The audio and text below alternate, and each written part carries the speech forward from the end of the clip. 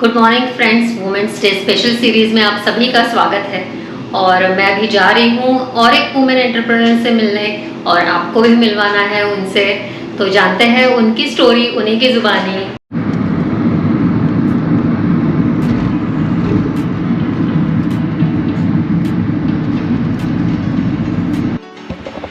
So friends, मैं अभी आ गई हूँ अब मेरे एंटरप्रेन्योर, हमारे इस एपिसोड के एंटरप्रेन्योर से आपको मिलवाने।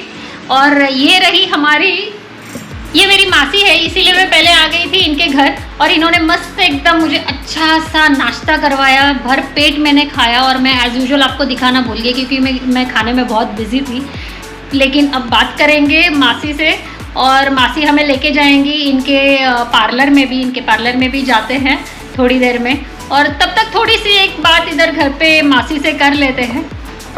सो मासी, मेरी शादी वैसे 92 में हो गई, उसके बाद 98 में। शी इज़ ऑल्सो बिजी, उनका भी फ़ोन बज रहा है। अच्छा, घ्यावं लागेल? वंदना बोली। ओके, क्लाइंट्स के उनको बहुत सारे फ़ोन आते रहते हैं, तो वीडियो में थोड़ा थोड़ा ऐसा ब्रेक तो होता रहेगा। हाँ, तो रहने दीजिए, बट मैं एडिट करके कमाल करूँगी। या मेरी शादी हो गई 92 में, और मैं 5 साल मेरे पति के घर थी। मेरे 2 बच्चे थे, ऋषिकेश और ऋतुराज। मुझे बहुत वहाँ तकलीफ़ हुई। फिर मैं 97 में मैं मेरे भाई के घर आ गई, उन्होंने मुझे लेके आ गए। उसके बाद मेरे 2 बच्चे छोटे थे, इसलिए पहले मैं गवर्नमेंट में जॉब कर चुकी हूँ, स्टेनोटाइपिस्ट, हाईएस्ट मराठी स्टेनोटाइपिस्ट। लेकिन शादी के पहले मैंने जॉब छोड़ दिया था। फिर मैं क्या कर सकती हूँ, इसलिए मैंने मेरे बच्चे छोटे थे दोनों, और मेरी मम्मी, मेरे भाई की भी 2 लड़कियाँ, तो मैं भी जॉब नहीं कर सकती थी। इसलिए मैंने घर से ही होम सर्विस पार्लर का किया। फर्स्ट मैं टिफ़िन सर्विस देती थी। फिर मेरे बच्चे जैसे बड़े हो गए, 2007 में मैंने यहाँ पे महाराष्ट्र नगर कांदिवली वेस्ट में मैंने मेरा पार्लर खोला, शोभा ब्यूटी पार्लर। अभी 18 साल से मैं वहाँ पे ही हूँ। तो आपको मेकअप में पहले से ही इंटरेस्ट था? मैं बचपन, हाँ, पार्लर का मुझे बचपन से ही इंटरेस्ट था सब करना। लेकिन तभी के ख्यालात, मेरे पापा के ख्यालात थे कि ये हजाम का कोर्स है, इसलिए उन्होंने तभी मुझे करने नहीं दिया। हजाम का कोर्स।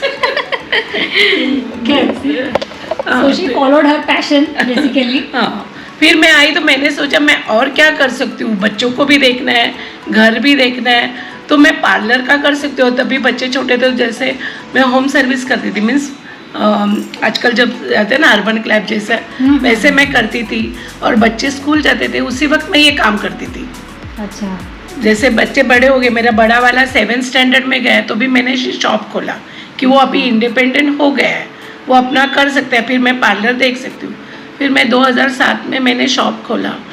वहाँ पे स्टार्टिंग में बहुत तकलीफ़ हुई, अकेली थी। फिर मैंने स्टाफ और मैंने ना ज़्यादा कोर्स, सिर्फ बेसिक ही सीखा था। मैं खुद ही अपना अपग्रेड करती रही खुद को, और करती रही। मुझे मेकअप में इसमें इंटरेस्ट था, लेकिन बच्चे भी देखना था, इसलिए मैं ये सब कुछ हैंडल नहीं कर सकती थी, घर बच्चे जितना मैं हो सके।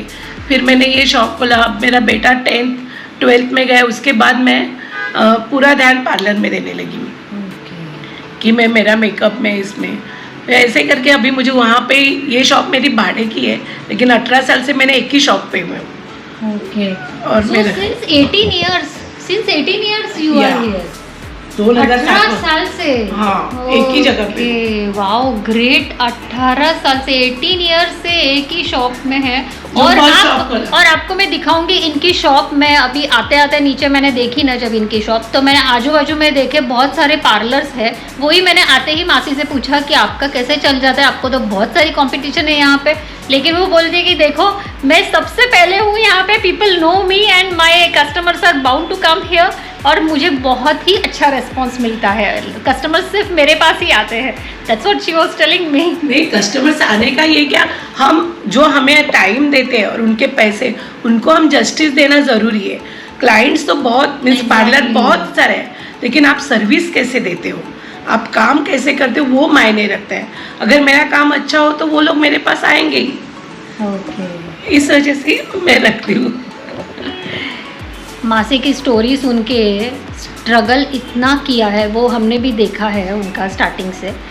तो उनका जो स्ट्रगल है उस पे मुझे एक कुछ लाइंस याद आ रही है कि कोशिश इतनी करो कि हारते हारते कब जीत जाओ पता ही ना चले। फिनिक्स पक्षी के जैसा राखे में से भरारी ले ले।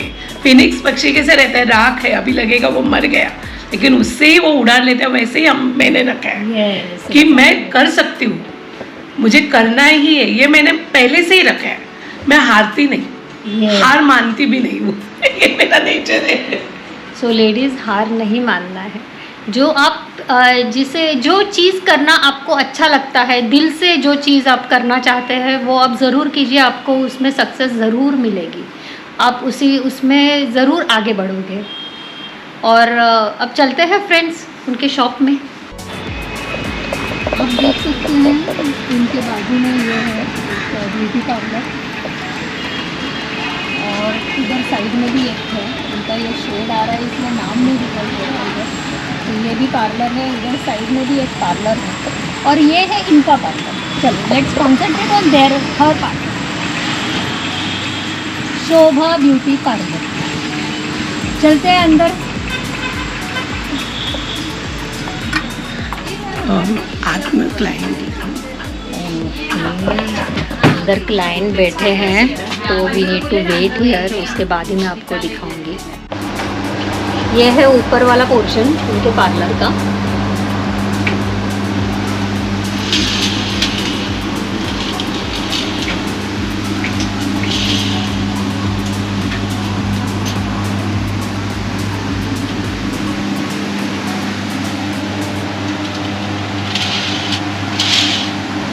यहाँ पे हमारे फेशियल होते हैं। हाँ, यहाँ पे फेशियल्स होते हैं। हाँ, और बिकनी वैक्स वगैरह जैसे हम लोग कटर ये करते हैं, डन करके ये अपना पेनिट्रेट। फ्रेंड्स, अंदर का तो मैं नहीं दिखा सकती, और जो ऊपर का पोर्शन दिखाया उतना ही मैं दिखा सकती हूँ आपको। अंदर उनके बहुत सारे अभी क्लाइंट्स हैं और अभी लाइन ही लगनी है क्योंकि अपॉइंटमेंट से ही वो लेते हैं। अगर आपको भी किसी को यहाँ पे आना है, कांदिवली में है उनका पार्लर, तो मैं नीचे उनका एड्रेस डाल दूँगी और लोकेशन भी डाल दूँगी। आप ज़रूर यहाँ पे विज़िट कीजिए and take their services. It's really very nice and very good. उससे बहुत फ़ायदा होगा, और थोड़ी सी हीलिंग प्रोसेस भी हो जाती है अपनी, you know, if you go for head massage और समथिंग। तो इनकी जो टेक्निक्स है वो बहुत ही एडवांस टेक्निक्स है, तो उससे बहुत ही अच्छा लगता है, यू फील रिलैक्स। फ्रेंड्स, आपने सुनी मासी की स्टोरी, वेरी इंस्पायरिंग स्टोरी। आप भी सीख सकते हो लेडीज़, किसी से कम नहीं हो, आगे बढ़ते रहना है। जो मन चाहे, जो दिल को पसंद हो वो करो, और ज़रूर सफलता आपके पैर छुएगी। हर दुख एक सबक देता है और हर सबक इंसान को बदल देता है। यही कुछ कहानी है शोभा मासी की। उन्होंने कभी पीछे मुड़कर देखा नहीं, आज तक आगे ही बढ़ती रही और भी आगे बढ़ते ही रहती है, बढ़ते ही जा रही है। अपने बच्चों को पढ़ाया लिखाया, इससे ऐसे काबिल बनाया कि वो अपने पैरों पर खड़े हो सके और अपनी ज़िंदगी जी सके और उनको भी संभाल सके। फ़िलहाल उनको संभालने की तो उसको ज़रूरत है नहीं, बट फिर भी यू नो संस्कार होते हैं बच्चों में जो पेरेंट्स को ही डालने होते हैं, वो उन्होंने कोशिश अच्छे से निभाई है। तो फ्रेंड्स, ये है इनका नीचे का सेक्शन ऑफ द पार्लर।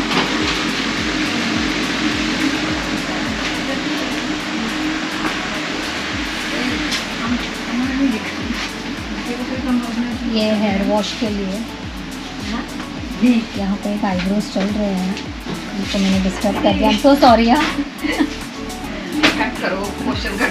नहीं, गो नाउ, इसीलिए आ गई मैं अंदर।